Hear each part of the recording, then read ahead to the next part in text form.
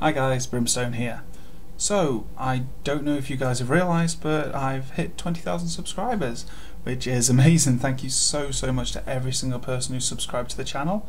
I know it's been tough recently, I haven't really been around, but to celebrate the fact that we've hit such a milestone in YouTube history, I thought I'd do a quick Q&A. I asked you guys some questions and I got some back, so without further ado, let's go for it. So, first question comes from Mitchell Covington.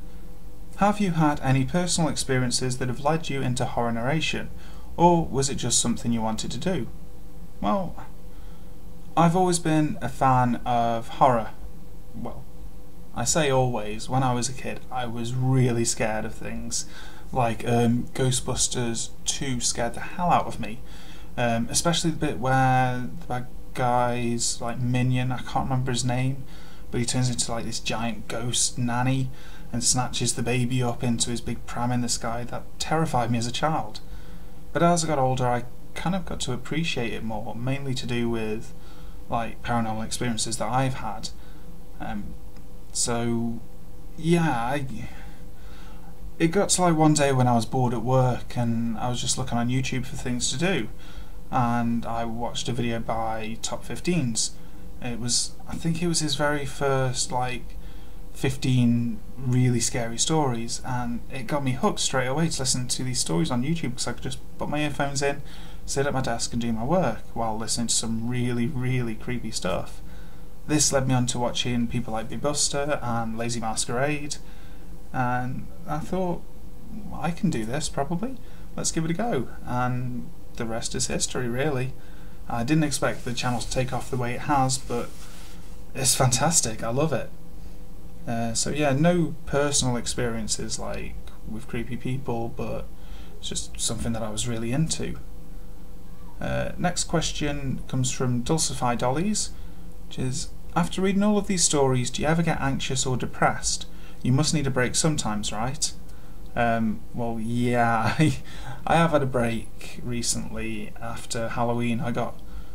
After I did my 5 videos in a row, I got really burnt out, so I thought I'd just take a week off, but then that escalated. The fact I work full-time doesn't help things, and I've got 2 kids with another one on the way, so they do take up a lot of time, trying to run a household with a pregnant wife and 2 young children.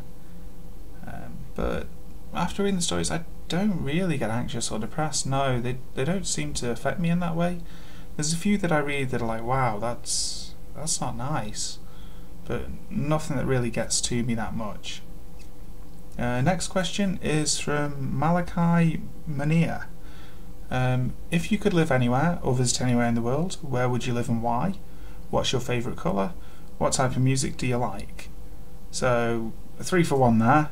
If I could live anywhere or visit anywhere in the world, I'd love to visit New Zealand. That place looks amazing. Also Orlando, Florida, so I can go to Disneyland and Universal Studios. I'm a massive Disney nut. I love it. In fact, I've got like all the Disney songs loaded on my phone if I get bored, so I'll listen to that. My music taste is very varied. I like some drum and bass. I like a lot of rock and metal. That's really my main thing.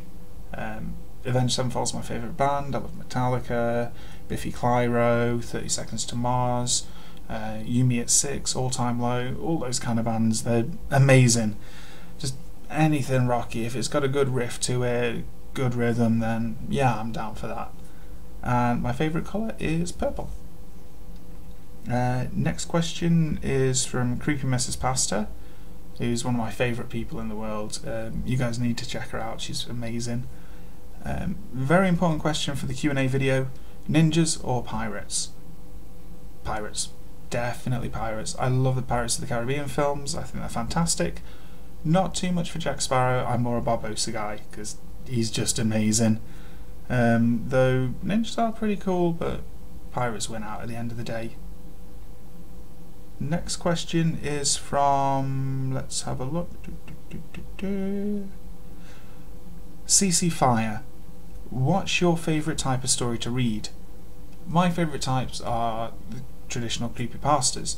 Not so much like the Lost Episode things. I like Take for example the last creepypasta I did, which was Funland. Funland is amazing. When I first read that story I was really blown away by it. I just think that there's a lot of fantastic writers out there, and creepypastas really give them a platform where they can express themselves. Like, one of my favourite authors is Vincent Vina Carver, who I'm sure a lot of you know if you watch Mr. Creepypasta's channel. I know he in fact narrates the audiobooks for him too, so that's really cool.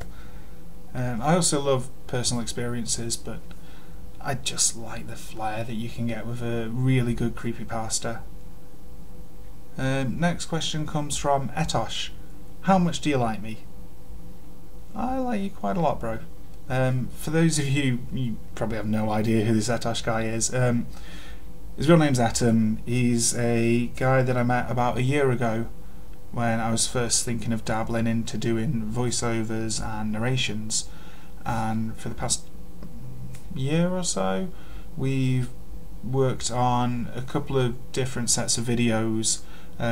We do things with League of Legends, like League of Legends news, breakdowns of professional games, that kind of thing. We've recently been working with an organisation called Enigma Esports, who are really cool guys. They've actually paid us for some of the videos. They gave us a budget for marketing and everything, and it's completely different to what I do on this channel. It's just nice to be able to use a different style, and he's helped me so much to improve on both fronts, really. He's a great guy. Yeah, I like you, man, of course. Question next one, I don't know a number because I haven't been counting, is from Insomniac. I have a question, Matt. Why do you suck? Joke, I wrote the same thing on Mad Mike's Q&A. My question is, what's the most scary real life experience had? Also, what's the most unexplainable? Cheers for the joke, man. Nice to see that you're recycling both your content and your jokes. Which of course is a joke. Insomniac's a fantastic channel. I've done a couple of collabs with him in the past. Hopefully we're going to get one done in the near future, so look out for that one. As for real life experiences, I had a few. None of really spring to mind as the most scary. If you want to hear one of mine, I'd check out my 1000 subscriber special, which is my experiences when working on towers, specifically on the ride Hex, which is well known to be quite haunted. If you haven't watched it, check it out. I'll put a link to the video in the description box below. It's pretty good, if I say so myself. I just really enjoyed doing it and writing out the story. Let me get a lot of things over. And do we have any more questions? Yes, one more. This one's been given a couple of times. It's, where are all the dinosaur ghosts? Okay, I know a couple of you have sent this to me, so I had to include it. Personally, I have no idea. Maybe they're in Ghost Jurassic Park world? I don't know. I think it's one of those questions like you asked to Christians, like, well, there's no dinosaurs in the Bible, so... But, I mean, you get ghost cats, ghost dogs, ghost animals, you get reports of them everywhere. So I say maybe because they died out so long ago that they've lost all the spirit energy or something. I'm not entirely sure, though. I'm sure it'd be terrifying to wake up in the night and see a ghost velociraptor walk into your room. That'd be the scariest. So if anybody's had that encounter, send it in. I would love to read that. That's it for the Q&A this time. I'm going to try to do these on a monthly basis, so please make sure you keep sending your questions in to me. You can do it via Twitter. It's probably the easiest because I'm really active on Twitter. You can also put them to my Facebook page, or email them, or just leave them in the comments below this video. I'll collate them all and we'll have another one in about a month's time. I'll see you guys again on Monday, where I'm going to be doing another Creepy Paranormal 5, so if you like those, you're in for a treat. Until next time, sleep tight.